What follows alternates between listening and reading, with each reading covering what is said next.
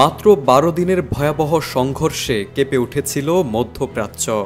Iran ইসরায়েলের রক্তক্ষয়ী যুদ্ধে ঘটে একের পর এক পাল্টা আঘাত, যা ইতিহাসে ভয়ানক যুদ্ধগুলোর একটি হিসেবে চিহ্নিত।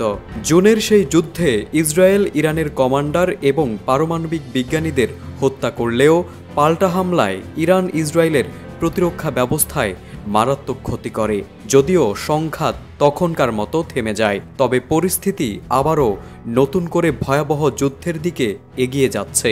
সম্প্রতি যুক্তরাষ্ট্রভিত্তিক সংবাদ মাধ্যম ফরেন পলিসির বিশ্লেষণে উঠে এসেছে চাঞ্চল্যকর তথ্য। ফরেন পলিসির এক বিশ্লেষণে বলা হয়েছে, পরিস্থিতি এখন এমন এক জায়গায় পৌঁছেছে যে চলতি বছরের ডিসেম্বরের আগেই আবারও ইরান ইসরায়েলের মধ্যে বড় ধরনের যুদ্ধ শুরু হতে পারে। এমনকি চলতি আগস্টের শেষ দিকেই ইসরায়েল নতুন সামরিক অভিযানে নামতে পারে বলে আশঙ্কা করা হচ্ছে। এলএমই সার্টিফাইড বিশ্বসেরা কপারে তৈরি ওয়ালটন কেবলস, যা আপনার স্থাপনাকে রাখবে সব সময় নিরাপদ। এরই মধ্যে ইরানও সম্ভাব্য আগ্রাসনের প্রস্তুতি শুরু করেছে এবং এবার শুরু থেকেই শক্তিশালী পাল্টা আঘাত হানার বার্তা দিচ্ছে ইরান। বর্তমানে ইসরায়েলের সামরিক নেতৃত্ব মনে করছে, জুনের যুদ্ধ ছিল কেবল প্রথম ধাপ। ইরান যাতে আবার সামরিক সক্ষমতা গড়ে তুলতে না পারে, সেজন্য আগে ভাগেই হামলা চালিয়ে ঘাস কাটার কৌশল প্রয়োগের ইঙ্গিত দিচ্ছে ইসরায়েল।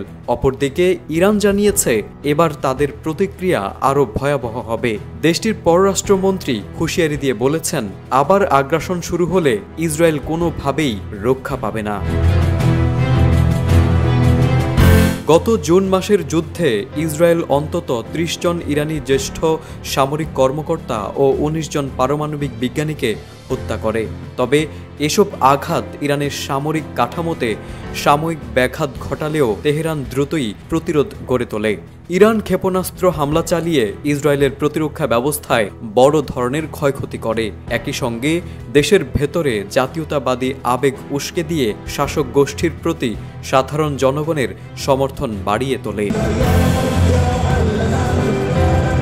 তবে আসন্ন যুদ্ধে সবচেয়ে জটিল হয়ে উঠেছে যুক্তরাষ্ট্রের অবস্থান। প্রেসিডেন্ট ডোনাল্ড ট্রাম্প পূর্ণাঙ্গ যুদ্ধে জড়াতে না চাইলেও আগেরবার সীমিত হামলা চালিয়ে ইসরায়েলের কৌশলে পড়ে গেছেন।